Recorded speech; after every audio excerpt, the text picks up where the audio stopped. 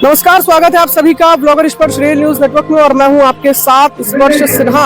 और इस वक्त हमारी मौजूदगी है लखीमपुर रेलवे स्टेशन के प्रांगण में, जहां पर अमृत भारत योजना के अंतर्गत ये मेरे पीछे आप पूरा माहौल देख पा रहे हैं, टेंट लगा हुआ है। और आज देश के प्रधानमंत्री नरेंद्र मोदी देश के 554 रेलवे स्टेशनों सहित उत्तर प्रदेश की सिर्फ अगर हम बात करें तो 73 रेलवे स्टेशनों का अमृत भारत योजना के अंतर्गत शिलान्यास लोकार्पण करने वाले हैं।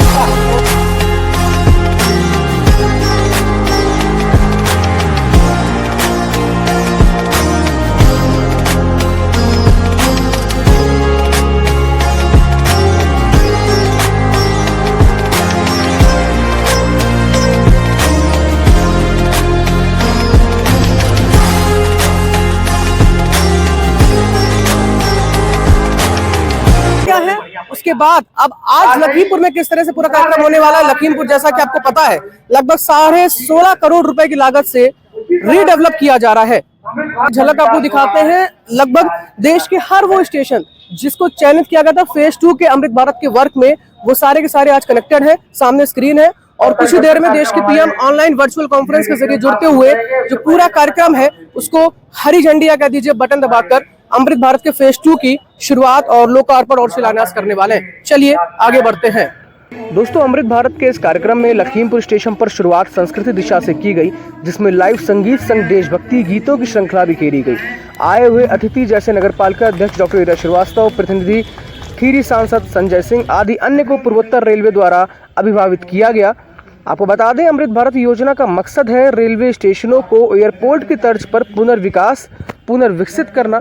हालांकि प्रथम फेज के बाद अब बारी द्वितीय फेज को आगे बढ़ाने की थी, जिसमें 554 रेलवे स्टेशनों को चयनित किया गया सहित 1500 से अधिक आरओबी और आरयूबी को शामिल किया गया। आज देश के पीएम ने वर्चुअल कॉन्फ्रेंस के जरिए बटन दबाकर लोकार्पण शिलान्यास किया है। हम आपको सब कुछ झलक दिखाते हैं, आगे पीएम मोदी क्या कुछ बोले और उन्होंने अपना वक्तव्य क्या रखा और पूरा किस तरह से झलक नजर आई। मगर उसके और बता दें कि आज के इस वीडियो में आखिर तक जरूर बने रहिएगा, क्योंकि हमने आज सबसे एक्सक्लूसिवली ग्राउंड जीरो पर पूर्वोत्तर रेलवे लखनऊ मंडल की सीनियर डीईएन मानसी मित्तल जी से एक्सक्लूसिवली बातचीत की है और उन्होंने लखीमपुर रीडेवलपमेंट प्रोजेक्ट पर क्या कुछ कहा है वो हम आपको ज़रूर सुनवाएंगे। सबसे एक्सक्लूसिवली हमने बात की है। तो पहले आप देखिए ये इवेंट में क्या कुछ हुआ। अमृत भारत के अंतर्गत कॉन्फ्रेंस, जब वीडियो कॉन्फ्रेंसिंग शुरू हुई, पीएम मोदी जब जुड़े तब उन्होंने क्या कुछ कहा वो आप झलक देखिए। उसके बाद हम आपको इंटरव्यू भी ज़रूर से या कह दीजिए बाइट भी ज़रूर से सुनवाएंगे। आपको बता दें, लखीमपुर के कुछ विद्यालयों में पूर्वोत्तर रेलवे ने हाल ही में निबंध लेखन जैसी प्रतियोगिताओं का बच्चों के बीच आगाज़ कराया था, जिसका स्वरूप आज उन्हीं बच्चों को जो उसमें प्रथम, द्वितीय और तृतीय स्थान पर चयनित किए गए, आज यहाँ पर लखीमपुर के इस मंच पर सम्मानित किए गए हैं। उसकी भी झलक हम आपको सामने दिखा रहे हैं। ग्रुप यहाँ पर फ़ोटो हो रही है, वो भी हम आपको तस्वीर दिखा रहे हैं यहाँ पर किस तरह से पूरा विजुअल निकल कर आ रहा है। और अगर इसी तरह से आप अलग अलग स्टेशन पर देखें तो भव्य स्वरूप दिया गया इस लोकार्पण शिलान्यास कार्यक्रम को। अलग अलग स्टेशन पर विभिन्न तरह से सांस्कृतिक कार्यक्रमों की चाहे हम बात कर लें, चाहे हम स्कूली बच्चों को शामिल करने की बात कर लें, कार्यक्रम को विस्तार देने की कोशिश की गई और ये प्रयास किया गया कि कहीं ना कहीं यह इवेंट जो पूरा रहे ये एक यादगार पल के रूप में स्थापित हो।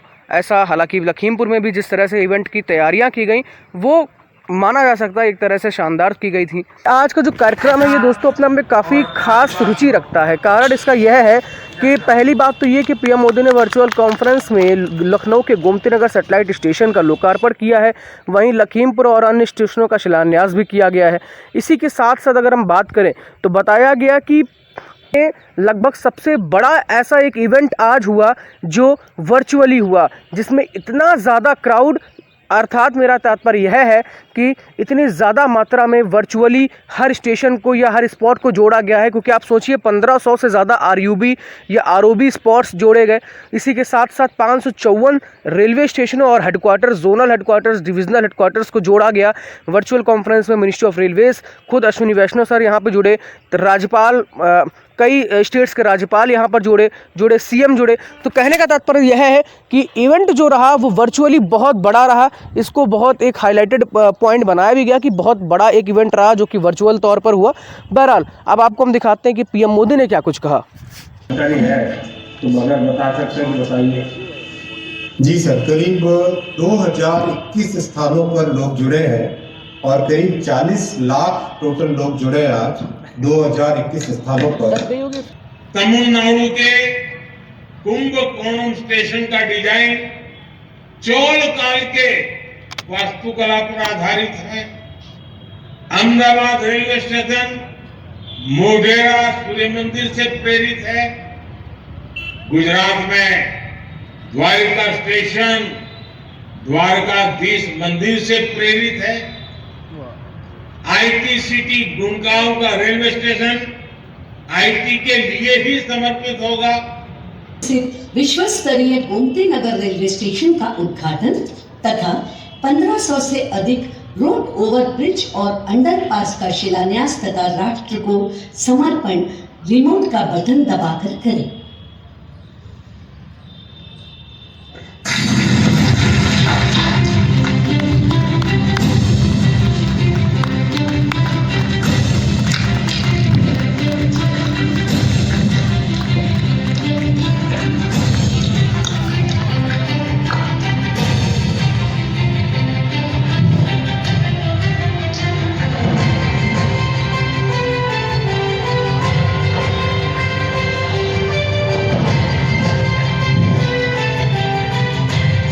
यानी अमृत भारत स्टेशन उस शहर की विशेषता से दुनिया को परिचित कराएगा। साथियों, बीते 10 वर्षों में हम सभी ने एक नया भारत बनते देखा है। मीडिया के प्रतिनिधि और सभी देशवासियों को हम धन्यवाद देते हैं।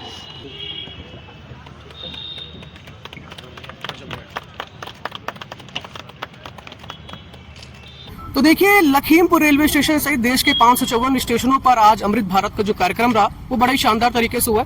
लखीमपुर स्टेशन पर मौजूदगी थी, ग्राउंड जीरो की तस्वीर हम आपको दिखा रहे थे। हमारे साथ मानसी मैम है।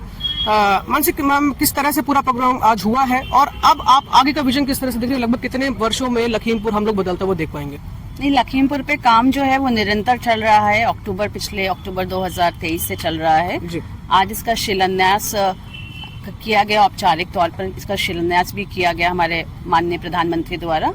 इसके पहले आप लोग भी जानते हैं सितंबर अक्टूबर के महीने में माननीय सांसद महोदय ने भी यहाँ का दौरा किया था। उस समय कार्य जस्ट शुरुआत हो रहा था, उन्होंने अपने काफ़ी इनपुट्स दिए थे जिसको प्लान करते हुए यहाँ पे पुनर्विकास का कार्य किया जा रहा है।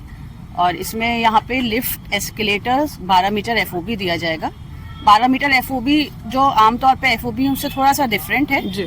उसमें ऊपर प्ले एरिया होगा, शॉप्स होंगे, तो एक मॉल टाइप का लुक देने के लिए इसके हम लोग प्रयासरत है।